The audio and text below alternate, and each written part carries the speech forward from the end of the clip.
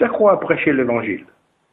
Je ne crois pas avoir une réponse exhaustive à cette question, mais je pense que le principal objectif d'un prédicateur sérieux doit être de gagner des âmes, parce que l'Évangile en tant que tel n'a d'autre objectif que le salut des hommes. Le succès d'un prédicateur dépend de s'il accepte cette réalité. Dans le tribunal de Christ, Dieu ne demandera pas au pasteur pour le nombre de personnes qui se sont réunies dans leur cathédrale où ils ont rempli quelquefois un stade. Le verdict du jugement dernier sera basé sur la qualité du ministère et de la foi de chacun. C'est quoi prêcher l'Évangile? Prêcher l'Évangile est d'exposer chaque doctrine contenue dans la parole de Dieu et donner à chaque vérité sa propre importance sans tournure et sans tergiverser. Un ministre de l'Évangile est celui qui prêche l'Évangile en entier. On ne peut pas dire qu'un homme prêche l'Évangile de Dieu dans toute sa totalité s'il met de côté, volontairement et intentionnellement, une seule vérité de notre grand Dieu. Prendre la Bible, la mutiler et lui faire dire ce que vous voulez qu'elle dise n'est pas moins que cracher au visage de Jésus-Christ.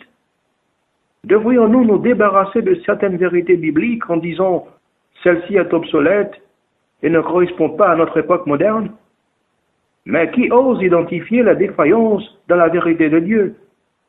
Devons-nous mettre la parole inspirée de Dieu dans un crible et dire « ceci est la paille, cela est du blé ».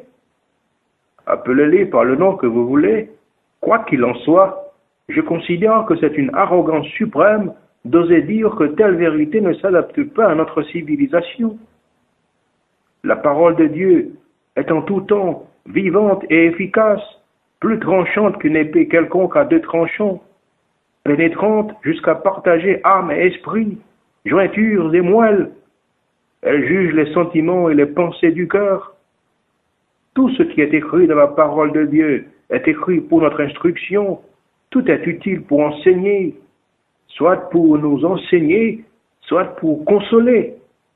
Tout est utile pour enseigner, pour convaincre, pour corriger, pour instruire dans la justice. Aucune vérité de la parole de Dieu ne doit être cachée, mais chacune de ces parties doit être prêchée en fonction de son propre sens. La norme d'un vrai prédicateur chrétien est la Bible, toute la Bible, et rien que la Bible.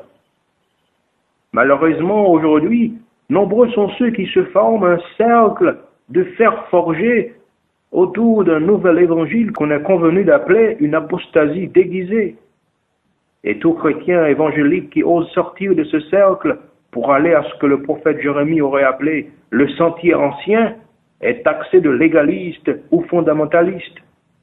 Dans ce cas, que Dieu bénisse les légalistes. Le prophète Jérémie a dit à son peuple dans une période de déclin spirituel, « Ainsi parle l'Éternel, placez-vous sur les chemins et regardez, et demandez quels sont les sentiers anciens, quelle est la bonne voie, et marchez-y, et vous trouverez du repos pour votre âme. » Prêcher l'Évangile, c'est dire toute la vérité. Nous ne devons rien cacher. S'il y a des nuages sur le sommet d'une montagne, vous devez dire que vous voyez des nuages et l'obscurité autour de la montagne. Ne le niez pas. Ne pensez pas réduire la montagne en fonction de vos propres critères, tout simplement parce que vous ne pouvez pas voir plus haut ou parce que vous ne pouvez pas atteindre le sommet. Celui qui veut prêcher l'Évangile et celui qui veut être considéré comme un fidèle ministre de Dieu doit prêcher tout l'Évangile dans tous ses aspects. Finalement, prêcher l'Évangile, c'est de prêcher tout l'Évangile. Et prêcher tout l'Évangile, c'est de donner aux différents types de personnes ce dont ils ont besoin.